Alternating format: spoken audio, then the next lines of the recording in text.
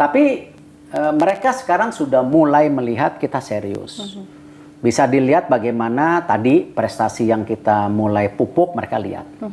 Banyaknya pemain dari Liga Eropa bergabung, mereka lihat, oh ini programnya benar. Kepercayaan itu mesti ada kalau kita menunjukkan itu benar gitu. Karena kita ini bicara dengan figur-figur yang tahu daripada kapasitas bola yang ada di masing-masing negara. Jadi dan kita juga nggak mau memanggil technical director yang kapasitasnya tidak sesuai dengan standar kita gitu. Oke. Gitu. Dan ini tidak mudah nanti technical director kalau kita punya kontrak jangka panjang dia mesti menyatukan daripada program dari masing-masing coach dan pelan-pelan menemukan juga sistem permainan Indonesia ke depan. Oke, itu kriterianya kurang lebih Pak Erik. Oke, yang menarik juga tadi kan disinggung soal Indonesia saat ini peringkat 146 ya Pak Erik ya. Nah ada target nggak sih ke depannya untuk kemudian meningkatkan peringkat Indonesia? Ya kemarin habis Piala Asia mungkin turun di 142 kalau nggak salah. Ya saya maunya 100 besar. Oke.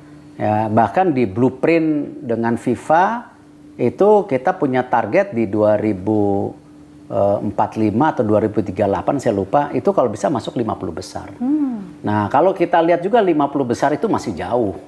Ya kita lihat Jepang itu ranking 1 Asia atau di FIFA itu ranking 19. Lalu kita lihat juga ada Iran, ya, ada Australia, ada Irak. Jadi kita sendiri untuk menjadi 8 besar Asia itu apakah target 50 cukup? Tidak. Dan gini, kadang-kadang kita ini juga dilema masa lalu. Oh kita pernah.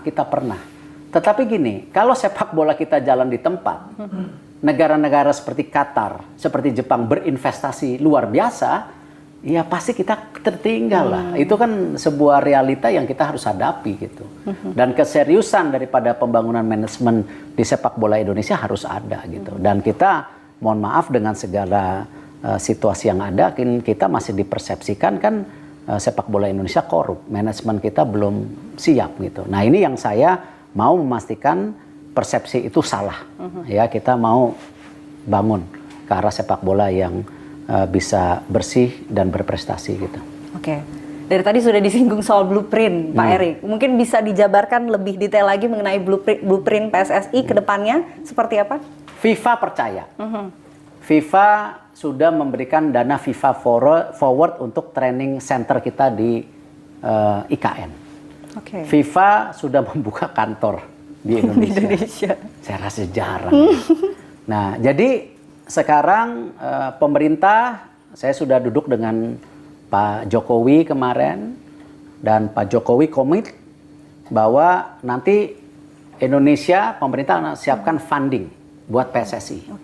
Untuk 5-7 tahun ke depan. Tetapi dia juga meminta 50-50. Misalnya kita perlukan dana 500 miliar.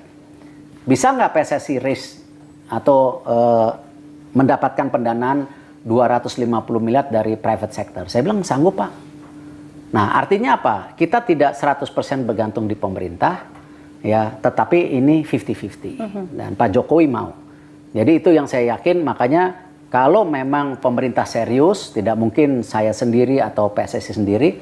Kalau pemerintah serius membangun sepak bola Indonesia, saya yakin hasilnya bagus.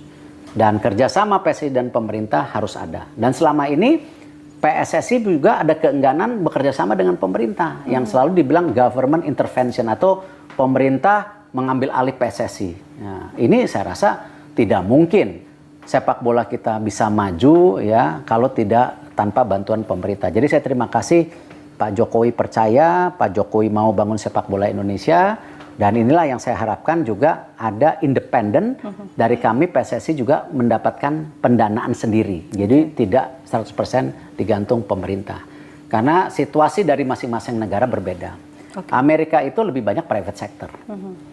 Jepang 70-30, 70% private sector, 30%. China, Vietnam itu 100% pemerintah. Jadi ya kita harus mengambil. Jadi tidak mungkin kalau tidak ada dukungan pemerintah kita bisa jalan.